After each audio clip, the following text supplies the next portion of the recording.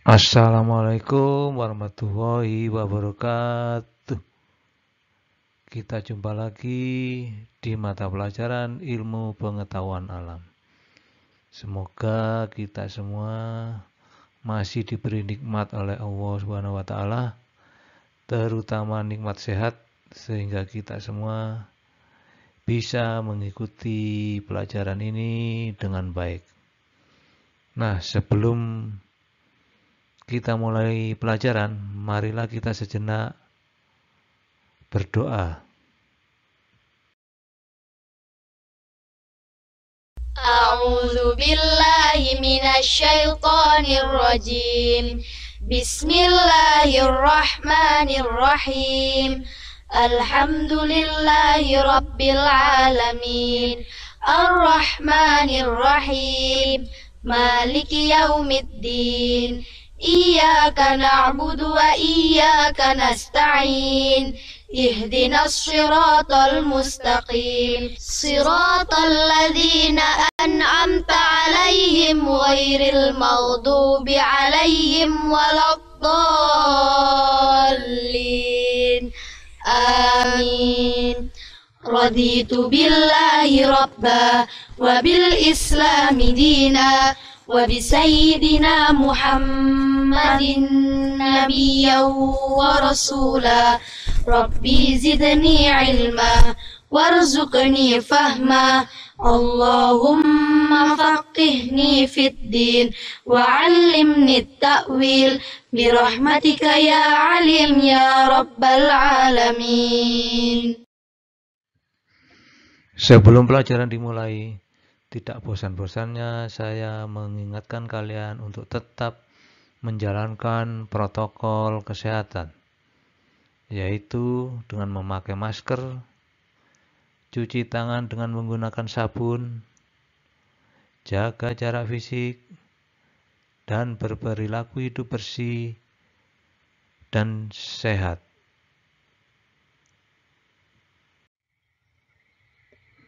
Pada pertemuan kali ini masih kita pelajari tentang sistem pernapasan manusia. Adapun tujuannya sebagai berikut. Peserta didik dapat menjelaskan volume pernapasan manusia. Peserta didik dapat mengidentifikasi gangguan pada sistem pernapasan manusia dan upaya untuk mencegah atau menanggulanginya.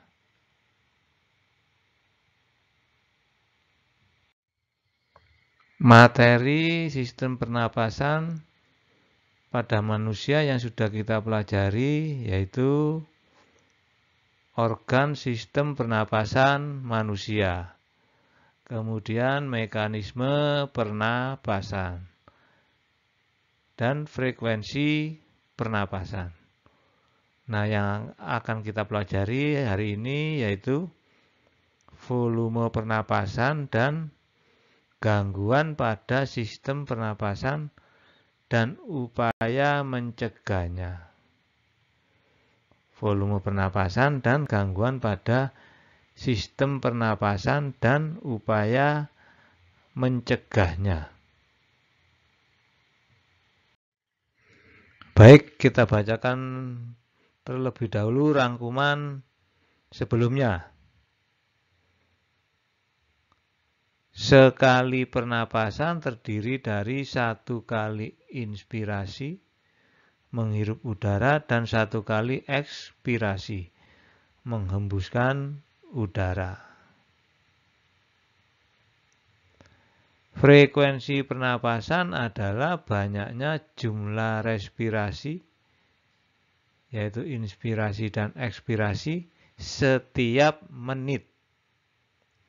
Dipengaruhi oleh usia atau umur, jenis kelamin, posisi tubuh, aktivitas tubuh, dan suhu tubuh.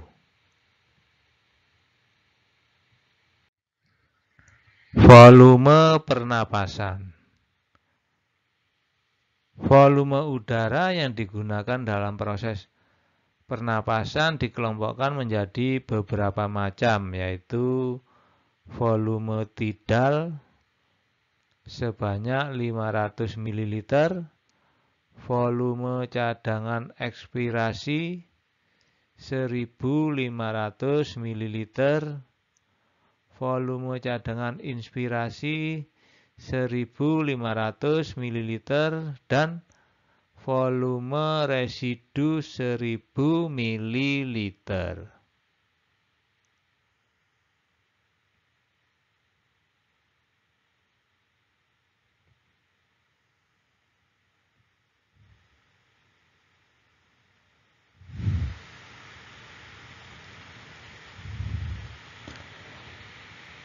Volume tidal adalah volume udara yang keluar masuk paru-paru saat tubuh melakukan inspirasi atau ekspirasi biasa atau normal atau bernapas secara normal. Volume cadangan ekspirasi atau suplementer adalah volume udara yang masih dapat dikeluarkan secara maksimal dari paru-paru setelah melakukan ekspirasi biasa. Jadi suplementer ini kalau kita mengeluarkan udara secara normal kemudian dipaksakan atau secara maksimal, ya, ini yang dinamakan suplementer. Jadi mengeluarkan udara dari paru-paru secara normal kemudian diteruskan sampai maksimal, ini yang dinamakan suplementer.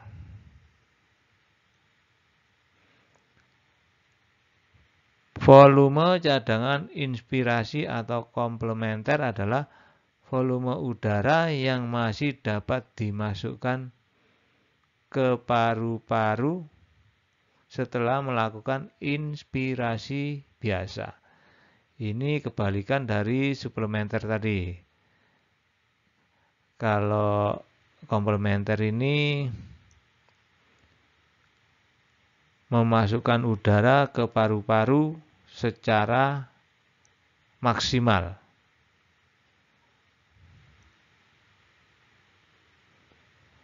Volume residu adalah volume udara yang masih tersisa dalam paru-paru meskipun telah melakukan ekspirasi secara maksimal. Maksudnya gini, walaupun kita sudah melakukan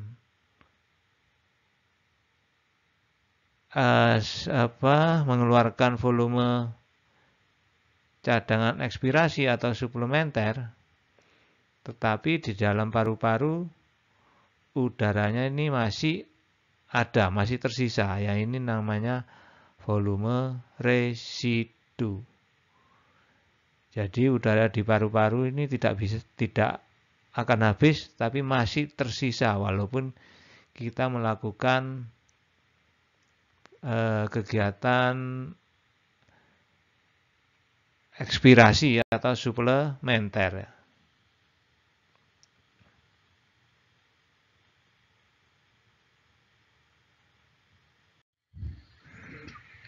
Berikut kapasitas vital paru-paru adalah total dari volume tidal ditambah volume cadangan ekspirasi ditambah volume cadangan inspirasi.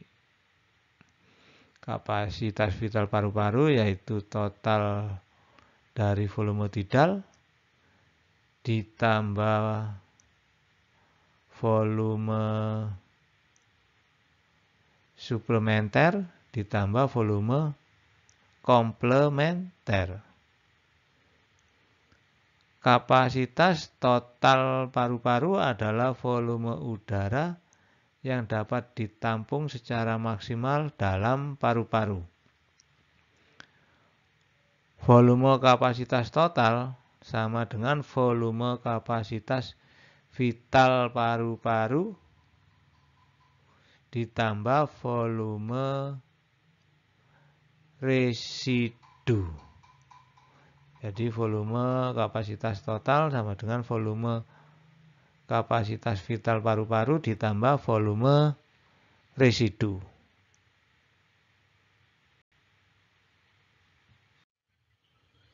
Berikut gangguan pada sistem pernapasan dan upaya mencegahnya. Gangguan pada sistem pernapasan disebut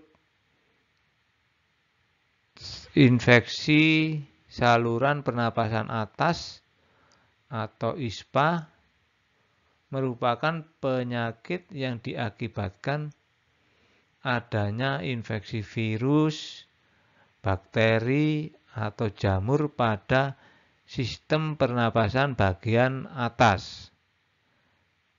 Gangguan pada sistem pernapasan atas yaitu influenza, tonsilitis, faringitis, laringitis, rinitis, dan sinusitis. Infeksi virus, bakteri, atau jamur pada sistem pernapasan bagian bawah meliputi pneumonia, tuberkulosis atau TBC, asma, bronkitis, dan kanker paru-paru.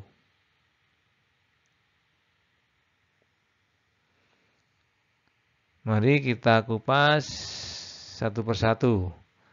Influenza, penyakit yang disebabkan oleh virus influenza. Gejalanya yaitu demam dengan suhu tubuh lebih dari 39 derajat Celcius, pilek, bersin-bersin, batuk, sakit kepala, sakit otot, dan rongga hidung gatal, hidung tersumbat, sulit bernapas. Ini ditularkan melalui udara, yaitu ketika penderita batuk atau bersin-bersin, virus keluar dari mulut dan menyebar ke udara.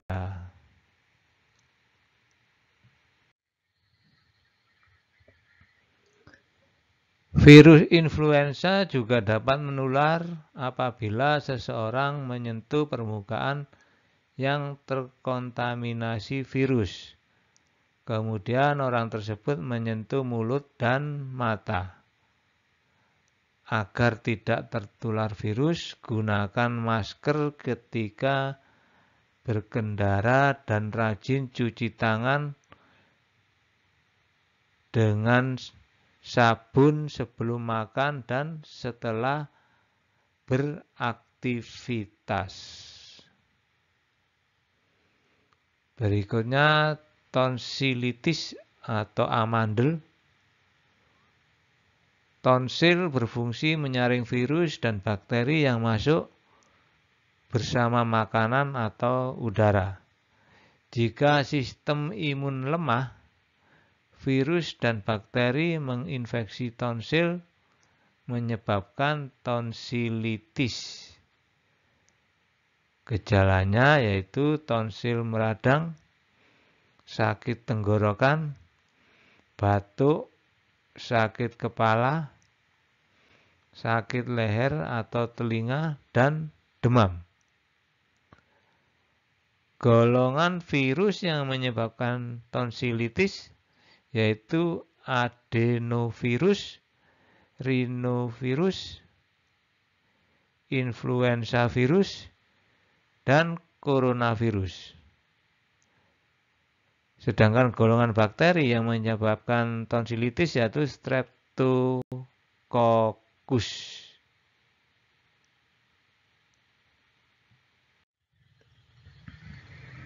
Berikutnya faringitis.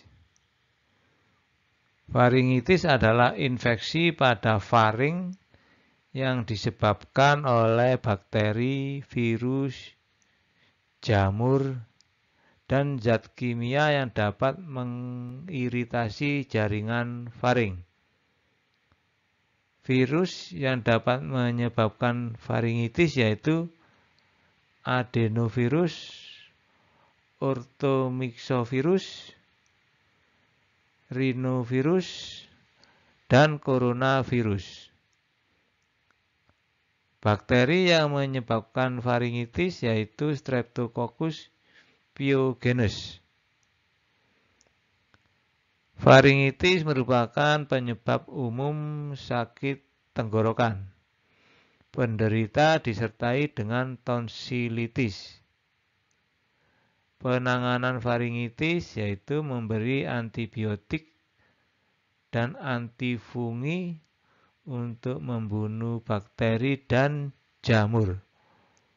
Mengonsumsi makanan yang bergizi agar sistem imun kita lebih kuat. Berikutnya pneumonia.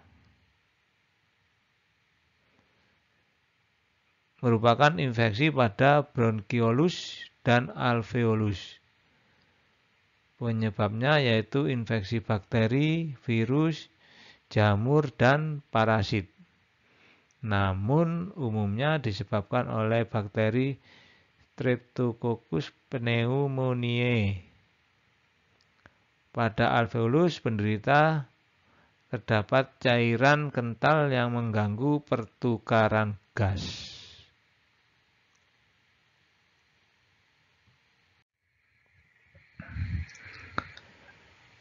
Gejala pneumonia yaitu demam, batuk berdahak, tidak enak badan, sakit dada, kadang kesulitan bernapas. Pneumonia dapat ditularkan melalui udara ketika penderita batuk atau bersin. Penanganan pneumonia yaitu diberi antibiotik, obat pembuat saluran napas lebar atau bronchodilator, terapi oksigen, dan penyedotan cairan paru-paru. Berikutnya tuberkulosis atau TBC disebabkan oleh infeksi bakteri Mycobacterium tuberculosis. Ketika bakteri ini menginfeksi paru-paru, akan memicu sistem imun untuk bergerak menuju area yang terinfeksi dan segera memakan bakteri tersebut agar tidak menyebar luas.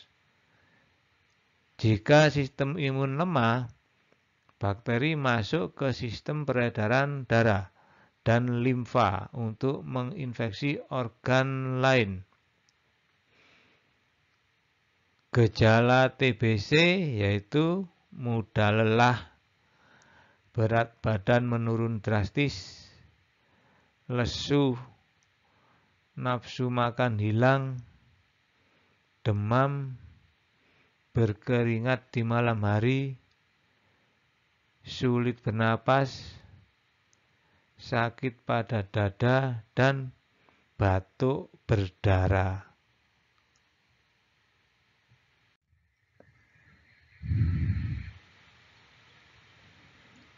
Berikutnya asma, kelainan yang menyerang saluran pernapasan.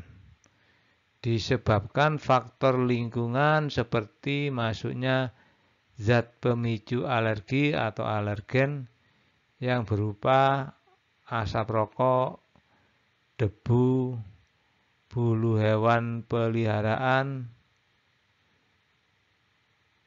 dingin, cuaca dingin, dan sebagainya.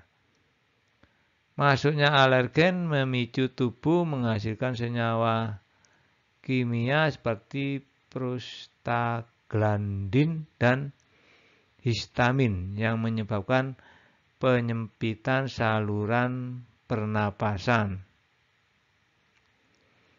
Penyempitan saluran pernapasan membuat penderita kesulitan menghirup oksigen.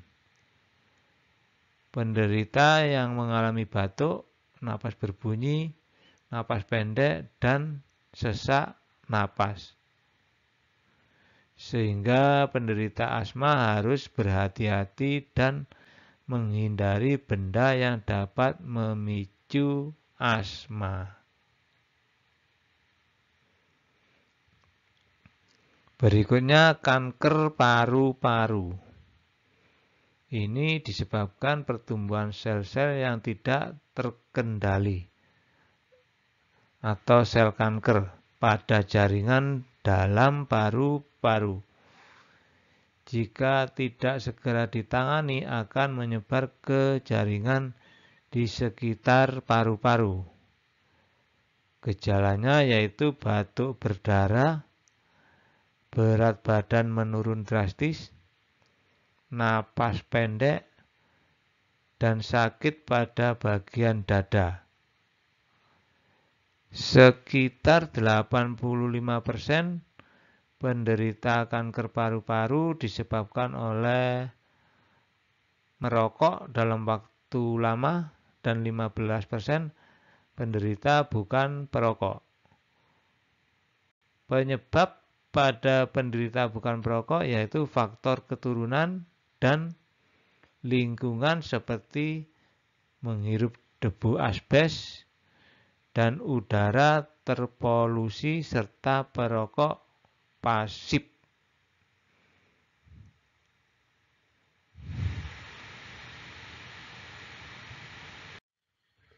Nah, itulah tadi pembelajaran untuk hari ini. Inilah rangkumannya.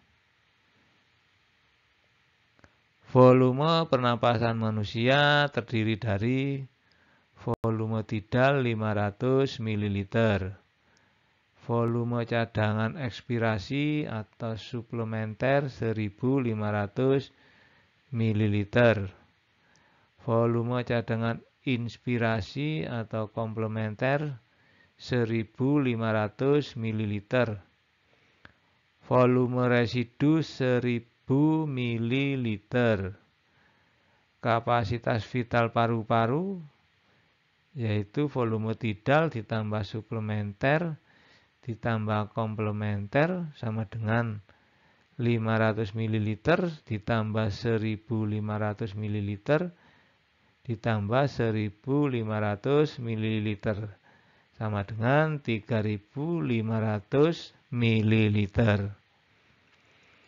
Kapasitas total paru-paru sama dengan kapasitas vital paru-paru ditambah volume residu sama dengan 3500 ml ditambah 1000 ml sama dengan 4500 ml.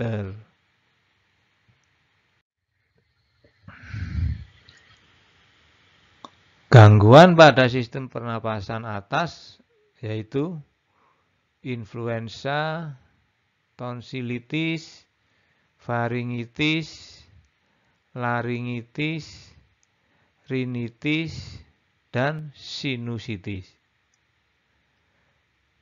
Sedangkan gangguan pada sistem pernapasan bawah yaitu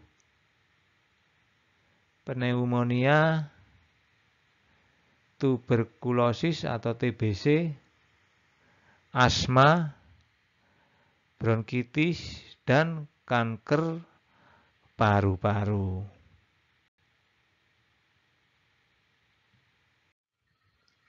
Nah, untuk materi berikutnya yang kita pelajari yaitu sistem ekskresi manusia.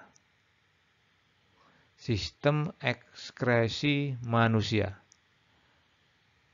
Sebelum kita akhiri, mari kita bersama-sama sejenak berdoa.